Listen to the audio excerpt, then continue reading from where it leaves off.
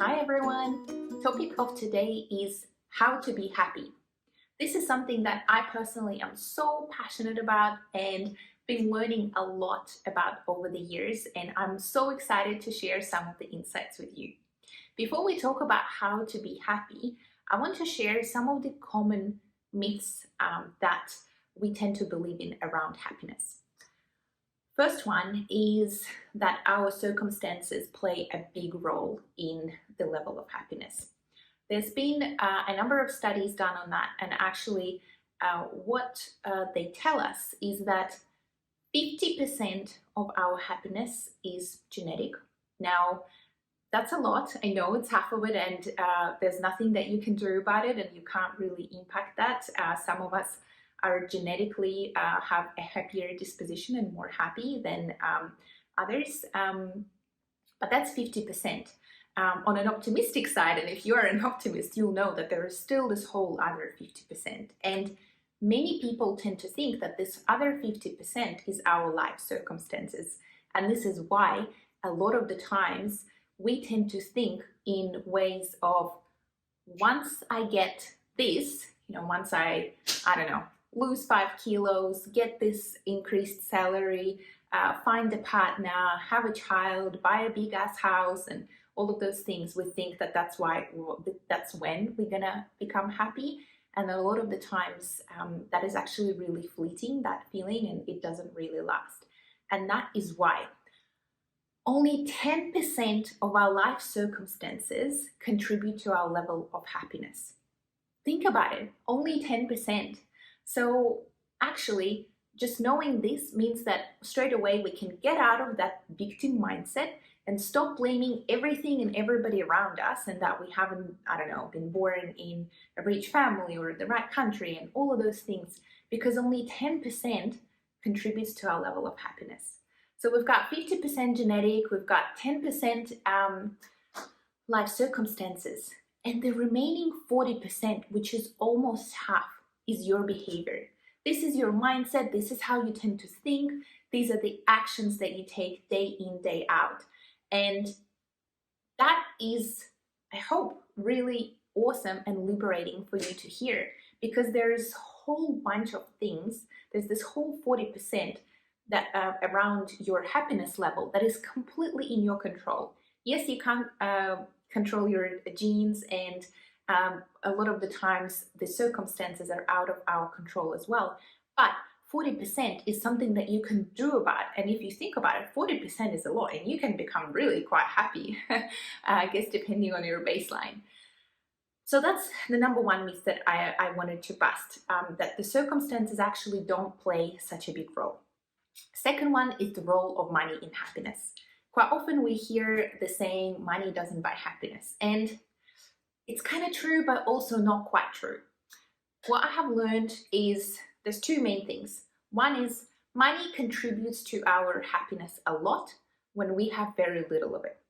Meaning, if your basic needs like food, shelter are not covered because you don't have money, and once you start getting that money, it's actually going to really impact your levels of happiness, and you are truly going to be happy. Where that changes though is once your basic needs are covered, and when I say basic, I mean basic. This does not mean, the latest iPhone and all of those other things that we often tend to want to buy for ourselves. Once those basic needs are taken care of, the level of increase in your happiness levels is actually quite negligible. The study that I read a couple of years ago said that I think if your income is doubled, the increase in your level of happiness is only 0.5 on that scale. But actually, if you go and do something else for other people and help somebody else, your level of happiness increases a lot more. So I guess you kind of have to work more and earn a lot more money in order to get any kind of incremental increase in your sense of happiness. The one thing that I also want to highlight is that I learned in that study about money is the two areas when our levels of happiness increases in relation to money is when you spend money on other people. I don't know about you, but I get a real kick out of buying gifts for my loved ones, or maybe I don't know, planning something, a getaway or something like that. And it does really feel awesome. And a lot of the times we may feel selfishly that buying something for yourself will bring us more happiness, but studies actually show us that that's not true. So spend money on others if you have some. Number two is when you spend money to buy time for doing activities and things that really engage you and light you up. What I mean by that is if you choose to spend money for cleaning because you absolutely hate and dread doing house cleaning, and you choose to spend money for somebody else to come in and do that for you, and instead you spend those 3 to 4 hours painting or reading, learning something, doing something that really engages you, this is when money is going to help you increase your level of happiness. So think about those things. But the important thing in there is that it's not that you just go and spend that time browsing social media. That is not active engagement. You should really be thinking about spending your time on something that really gives you energy and fills your cup. And that's when it makes a difference. All right, so we've got the myths out of the way. We spoke about the role of money and happiness, and also the role of circumstances and happiness. So if we think about what are those core things that we could really turn the dial on those 40% that are within our control that help us be more happy, what are they? There are a couple of models, and the one that I want to talk about is the model that Martin Seligman, the founder of positive psychology, has introduced. And that model of well-being and happiness is called, well, the abbreviation for it is PERMA. And I'll talk you through each and every letter and what does that mean. So P stands for positive emotion, E stands for engagement, R stands for relationships, M stands for meaning, and A stands for accomplishment. And essentially, if we do something in all of these 5 areas, and this is where we should be focusing our efforts, attention, and time on, we can really increase our level of happiness. Let's talk about each one of them in a little bit more detail. Starting with P. Positive emotions is the one that I guess is kind of the most self-explanatory around this link between positive emotions and happiness. If you experience joy, positive feelings, you are likely to feel happier. This is where cultivating optimism is important. Optimistic people are shown to be more resilient and even live longer. So think about incorporating practices like gratitude practice, being mindful about noticing good things, not only focusing on the negative, which is what our brain is wired for. So I'm not talking here about ignoring all the negative stuff, but you just need to balance it out a little bit more and work on reprogramming your brain to notice positive things and appreciate them. Positive emotion is number 1. Number 2 is engagement. And this is that state of flow when you do something and you're engaged, you're intellectually stimulated, and the time just flies by. This is not those times when you go on Instagram and then 45 minutes later you're like, oh, the time has just flown by. That is not this state of flow, because that's really passive. Here we talk about active engagement. This is when, I don't know, the child spends a lot of effort building their Lego and then they feel really overjoyed of their accomplishment. This is where you spend some time reading or learning something, doing a really interesting project at work. Whatever that might be for you, try and seek out those activities that really absorb you fully. That really positively contributes to your level of happiness. So that's E, engagement. Number 3 is relationship. And I have seen other studies that tend to say that relationships contribute the most, are kind of the most important pillar to our level of happiness. A lot of us would say that friends and family are most important thing for us in the world. But if we really think about how we tend to spend our time and how often we really truly spend the time dedicated to our loved ones and to our family fully with that absorbed, proper, mindful attention, that doesn't actually happen that often. So seek out moments to really build those relationships. Studies also show that community plays a really important part. So we don't only talk about family and intimate partners and close friends, it's also about the close relationship you may have with the barista in your local coffee shop, your neighbor, colleagues at work. All those really play a part in our level of happiness. And they have also shown that some of the happiest people in the world live in the communities that have really strong sense of those relationships with those around you.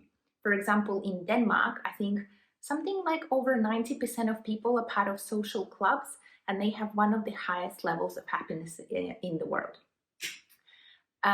So that's relationships. We've just covered the positive emotions, engagement, relationships, and now we're on to M, and that is meaning. Meaning is all about finding meaning and sense as to why you exist. For some people, this would be religion, maybe spirituality, but it also but it also can be finding meaning in the work that you do.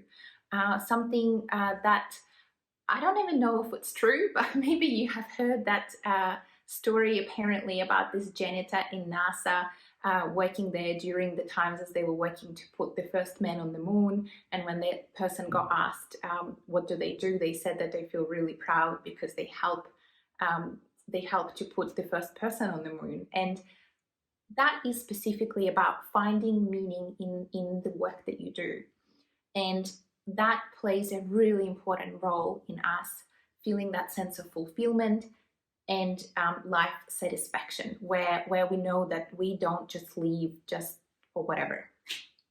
I personally can relate to that a lot. I do really love my work most days. Don't get me wrong, I do have bad days when I really don't like it. But on the whole, I'm quite lucky that I do get to help people in certain ways, and that gives me a really massive sense of meaning. Even doing this, something that I find meaning in that for myself. And although I don't have any huge followings and I have, 20 subscribers or something like that, but I know that even if in sharing some of the things that I'm passionate about, I can make a difference to one person or two people who may start doing something differently or look at their life differently, that is meaningful for me. And that really helps fill my cup and fill my energy and help me feel happier and more satisfied with my life.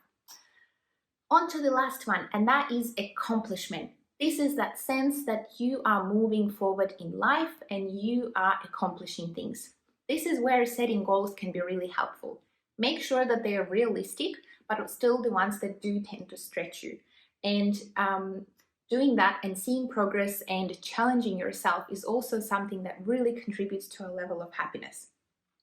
So now that we've gone through the PERMA model, which is positive emotions, engagement, relationships, meaning and accomplishment, you can start really unpacking how does your life look like in each of these 5 categories at the moment, and can you really make any changes to really contribute to those 40% that are fully within your control.